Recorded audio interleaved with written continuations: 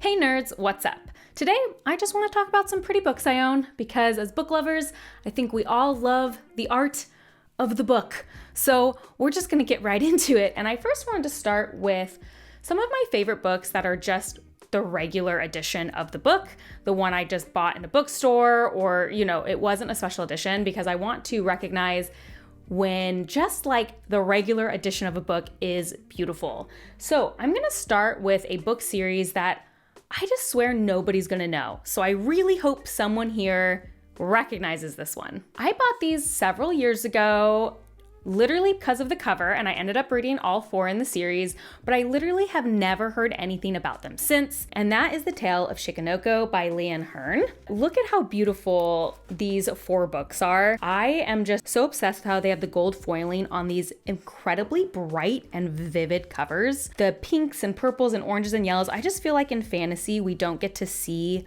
a lot of those bright colors. One of my other favorite details is when they are up right on a shelf, they make the image of the famous wave painting.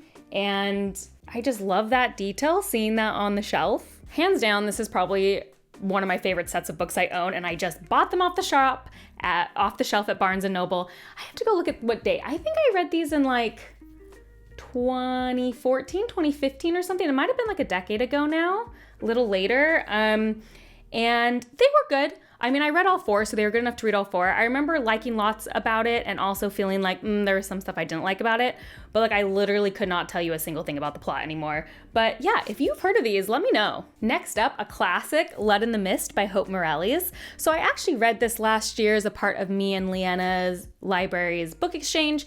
And I was super interested in this book because a lot of fantasy authors have cited it as an inspiration. And it was written, I want to say the 1950s. Let's see if I'm right. It was written in 1926.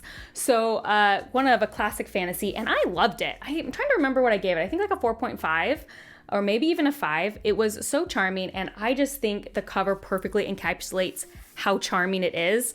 One thing you can't tell on this video is that it's tactile, which is just one of my favorite things in books that I actually think is going away. I guess I can rant about that later, but you can feel that there's embossing on it, and just the coloring and the feel of the book, it just perfectly encapsulates the kind of fairy tale nature of the book itself.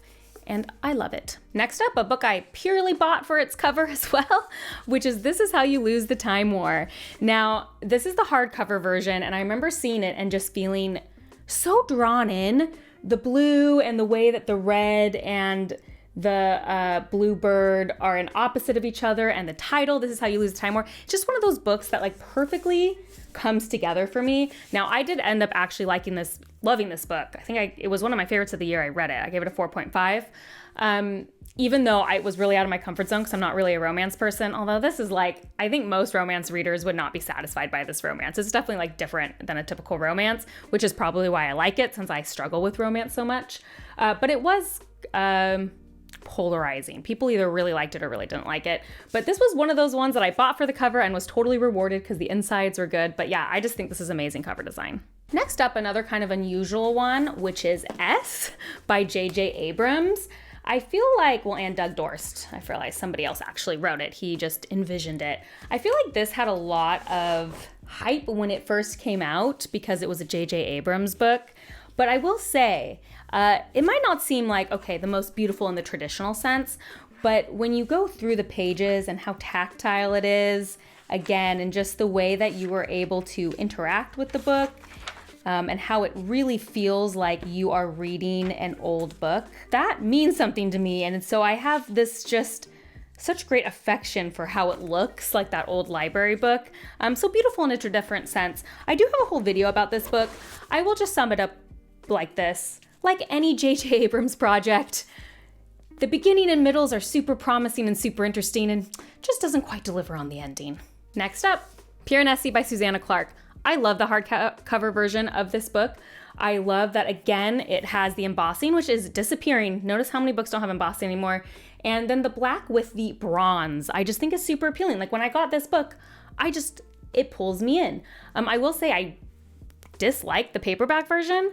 I think the blue with the like yellow doesn't work as well as the black with the bronze. Particularly, I think like I would like the blue cover more if it didn't have all the words on it. I should post a picture here, but just how it puts so much text on it really kind of like ruins the vibe. I just think this is a really beautiful book. Next up, another book I bought purely for the cover, The Order of the Pure Moon Reflected in Water. I doubt anyone will have heard of this novella. I don't know if I've seen it in the bookstore in a while. I bought it on a whim because I just love the art of it. Again, just pulls me in, the pinks and the snake and just the flow of it. Very mediocre book. I think I gave it 3 stars. So did not live up to the beautiful cover, but I will keep it because I enjoy looking at it. Here's a new one for you, which is The Breath of the Dragon by Shannon Lee and Fonda Lee. I initially got the e-arc of this that I read because I interviewed them. And then I bought just a physical copy for myself because I think it is such a beautiful design. Again, the flow of how the text and the artwork together and the red and black, you know, red and black can be hit or miss for me because it is such a bold color combination, but I think it really works here. And I also really like this book, gave it a 4 stars, eagerly awaiting the second part of it, which is coming out next year. We did that in January. I was gonna say it's like a year apart, so I think it's coming out the beginning of next year. And finally, wrapping up this regular book section of things you can just get off the shelf that weren't, you know, super expensive or special editions, is this edition of The Ladies of Grace Adieu, also by Susanna Clark. This is a short story companion to her book, Jonathan Strange and Mr. Norrell. And again, here's the thing about these kind of books. I don't know if people find these as charming as I do. Maybe you do. Maybe you'll understand why. There's something about the cloth-bound cover that I just love so much. I think because it gives it a sense of old, like that feeling of being in an old bookstore. And the simplicity of it being printed on like this, again, gives that feeling of like, I'm reading something old, even if it's not. And this one has a little ribbon that came out of it and a quote on the back. And there's just something so alluring about the pink. And I remember when I took a photo of this for my Instagram, I think I put wildflowers around it. And these are just the kind of covers that are inspiring to take a photo of. Just feel very aesthetic. And I think it's so interesting how simple this is, but still captures like that feeling for me. And I think it's also why I grabbed one more. This one isn't like, I guess it is fantasy. It's more like horror. I would think of Dracula. I love these Penguin Classic editions. I'm counting these like they are a special kind of, but you can just get them in a regular bookstore. And I don't even think they're that expensive. I feel like this was like a regular hardback price. I love these cloth bound editions of classics. Again, something about the cloth bound. Okay. That was my regular book section, and next we're going to go into special editions. So obviously these are books that were either limited, so Kickstarter or a specialty book box that aren't available anymore, or are just pretty pricey. So I like to put these in their own section. I'm not like a huge book collector, but if I have books that I really love or an author I really love, I usually will spring for a special edition. So here are some of my favorites. But the first one that's usually down in this corner is the Game of Thrones Folio Society edition. I am in love with this. My husband surprised me with this book once I got super into A Song of Ice and Fire. Everything about it. It comes in 2 volumes, and I'm particularly fond of the second part of it with the silver cover because I feel like one, you tend to see gold foiling more than silver. I do think silver is becoming more popular, but you do tend to see the gold more. But also the way they use it at Folio Society, where it is like the background instead of detailed elements, is really unusual to me. At least I don't see it a lot in the books like the special editions I tend to see. And so I love how they do that cloth on top of the foiling. And in this one, particularly how the dots show through the dire wolf. I just like am so into it. Obviously the Folio Society ones are just gorgeous top to bottom. I mean, the art in the Folio Society editions are so unreal. And of course the page design, which I think is really underrated, like the way they design the chapter headings and even the page numbers and the typography, all are just like, yes, this is a very beautiful book. Probably boldly gonna say currently my favorite book I own. Oh yeah, I've been trying to tell you the rating for these books. Just in case you're new, I'm obsessed with A Song of Ice and Fire. I guess you could have told that by the way I said. My husband surprised me with that. So yes, obviously love that book as well. I thought of that because the next one I'm about to show you is the first book on this list I haven't read yet, which is Of Blood and Fire by Ryan Cahill. My husband really enjoys his books. We're kind of buddies with Ryan. I just haven't got around to it yet, but I am excited to because I know people love this book. Again, this is unusual use of foiling for me, maybe not as much anymore, but I love the movement of the gold around, and obviously the cover image is just really gorgeous. It also has some great art in it as well. Really just vividly painted artwork that is my style. I love a painted portrait, and the way the back has the sword and just the littlest bit of the gold flecked back there. Yeah, this one is a beautiful, beautiful edition, and obviously I'm excited to read it. Next up is a book I got from a Rainbow Crate box, which is The Necessity of Rain by Sarah Chorn. Now, my husband loves Sarah Chorn books, so this is another one I haven't read yet, and he's like, you just need to read her books, you will love her, and I am sure I will. It's just, there's so many books, it's hard to get around to them all the time, but gosh, is this not the prettiest edition from that Rainbow Crate box? Again, the bronze with the butterfly and the green floral motifs is just exactly my type of thing. And I love the inside, how it has this nutrition facts. I know that's been like very trendy, but I do think it's very cute seeing it from the inside of a book, and the end pages with the foiling also on the end pages, and the monarch butterflies, as well as the painted edges. It all just perfectly aligns together for just such an inviting book. Next up, we're gonna do some Sanderson books. So I am gonna move real quick. I do have most of the Sanderson special editions. He's the one author that we've kind of decided to go all in on, and I will buy his special editions. I'm not someone who buys a special edition of everything, even things I love, but both me and my husband have been Sanderson fans for a long time, and through some weird things where we were gifted some of the leather bounds, we just decided, you know what, we're just gonna collect them all. So they're all beautiful. But instead of showing you every Sanderson special edition, I'm just gonna choose two of my favorites. So the first one of the Secret Projects, Yumi and the Nightmare Painter, is my favorite. I absolutely love the blue leather. Again, I'm always in for an unusual color, and I feel like most leather-bound books tend to be a navy blue.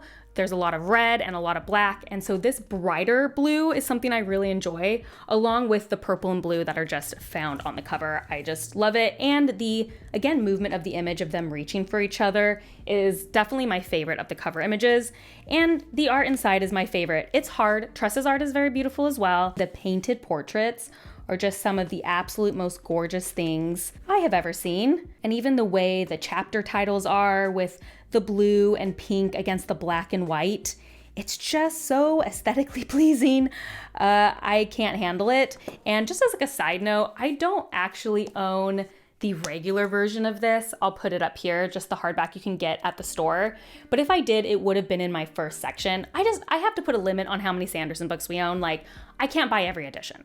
Okay, we went with the special ones, that's fine. But the artwork, Yumi just got the best artwork, period, because that artwork of the regular book is stunning. So much so that I bought it at the last Brandon Sanderson Con Dragonsteel, and it's hanging on our wall. And I bought some of her other artwork as well. So just in general, I think Yumi just has a style that I'm very attracted to, and it's definitely one of my very favorite looking Sanderson books. So the other Sanderson special edition I wanted to highlight was my copy of Warbreaker. Now I might be a little biased because Warbreaker is my favorite Sanderson book, but again, I love that it's purple. They chose purple foiling, which is a little unusual, and I love the singular sword down the center. Just really does it for me. And if you didn't know, in the Sanderson leather bounds, they all at the beginning and end have a ton of versions of the different covers from different countries or translations. And Warbreakers has some of my very favorite versions of the covers. And I think one of the reasons it does have my favorite art is because Warbreaker uses color magic. All of the images are obviously incredibly colorful, which I think is so beautiful. I'm making it sound like purple is my favorite color. It's not. Blue's my favorite color. I'm not even really like a huge purple fan, I guess, like in my day-to-day life. But again, I just think it's an unusual one, and Warbreaker is definitely my favorite of these. Next up, we are doing another book box, which was Illumicrate, and it was, I guess it's technically 3 books, but it was Illumicrate's version of the Greenbone Saga by Fonda Lee. I'm obsessed with these versions of the Greenbone Saga, and they are my favorite versions, hand down. There actually have been quite a few versions of Greenbone Saga, but these simplistic, again, cloth-bound cover. Are you starting to see a trend with what I like? With the foiling in the matching color so that it is matchy-matchy. And just the design of the whole book actually I think is one of my favorites. The way the sides are so simple. Look, I'm gonna say this. Sometimes the painted edges get too much for me. Like if the painted edges are super detailed, they can be good, but sometimes they don't always match the vibe of the cover, I find. It's gonna be my bold statement. These are my favorite painted edges, which is funny because they're so simple, but it's just executed to perfection. I can never show these without thanking Bo Kelly, who gifted these to me and my husband. We actually got, so first of all, Greenbone Saga, love it. I put it in my top 10 series of all time, so huge fan of the Greenbone Saga. But I didn't get into it until after this Illumicrate had already sold out. Like we read it after the fact and we were super bummed. And our friend Bo Kelly had an extra one and he just gifted it to us. He didn't even sell it to us, he just gifted it to us. And I'm forever grateful for that because seriously, one of my favorite editions of a book ever. Okay, I didn't want to show like every Folio Society I own. I only own 3, but I'm gonna show another one. And funnily enough, it is just gonna be Piranesi by Susanna Clark, and I already showed a Piranesi book. So full disclosure, I was gifted this by Folio Society. I want to make sure this video is not an ad. I've been very clear. We have bought all of these. Yeah, I'm looking. I'm like making sure. I have bought every one of these, or I told you like a friend gifted us one. Okay, but that was just a friend.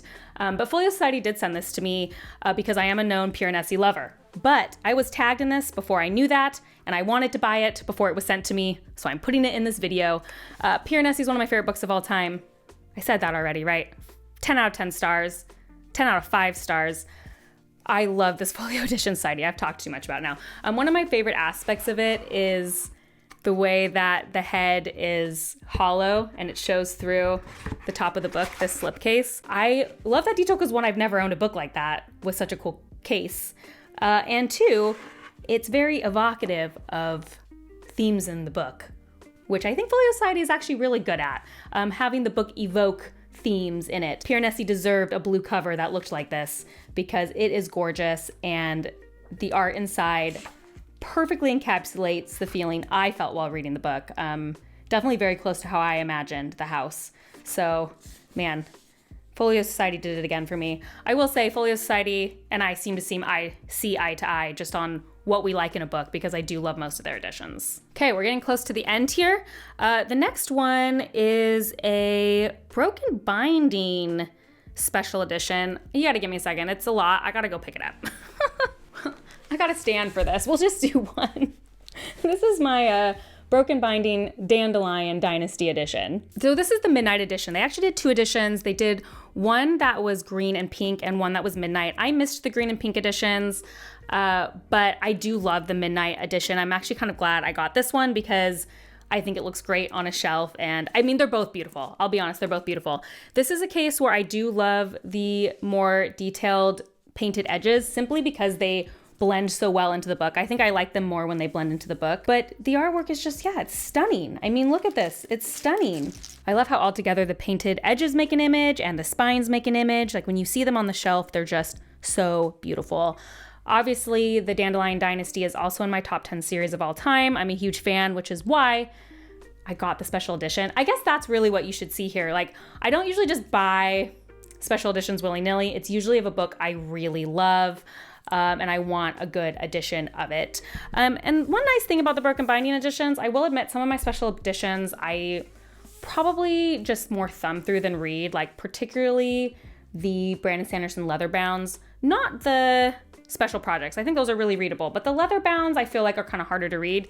The one thing I do like about Broken Binding editions is like, these are very readable books, which I appreciate because they can look beautiful on my shelf, but I also I can actually read them. Okay, and last but not least, one last book that I actually haven't read. This is an author friend of my husband's, and this was a Kickstarter she did. It is a romantasy book, And so that's why I haven't really read it, because I'm not sure how I'm going to feel about romantasy.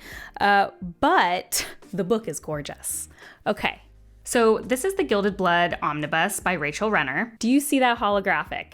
It is so beautiful. The pink is so vibrant. Again, not like necessarily a pink lover, but a lover of books that are just very unusual. And this is the only pink leather bound we have on our shelf. It sticks out in such a wonderful way. But the images of the animals and how they're in this like holographic, not just silver print. And the super bright map is also really cool in the front as the end pages, because I feel like usually maps are a little bit more darker in hue. And so again, I haven't read this one. Bought it to support an author friend, but boy, is it not beautiful. Okay, those were my picks for most beautiful books I own. I would love to know your favorite of the ones that I showed. Do you also appreciate when a book just looks great right off the shelf and is not necessarily a special edition? You tell me the most beautiful book you own so I can look them up and be impressed as well. And yeah, tell me about the aesthetics of books. I showed you today mostly books that I loved. Only a few regular editions of books I bought that I didn't. But I'd also love to know, do you just like buy a special edition? Even if you haven't read the book, I'd like to know your habits. If you like these kind of videos, please like and subscribe. That's the best way to support me. And if you want to see what I'm currently reading, as well as other nerdy rants, you can check me out on Instagram at bookborn.reviews. I'll see you next time. Bye. Oh my gosh, how did I forget this book? It's beautiful. And I think I like this author best of all.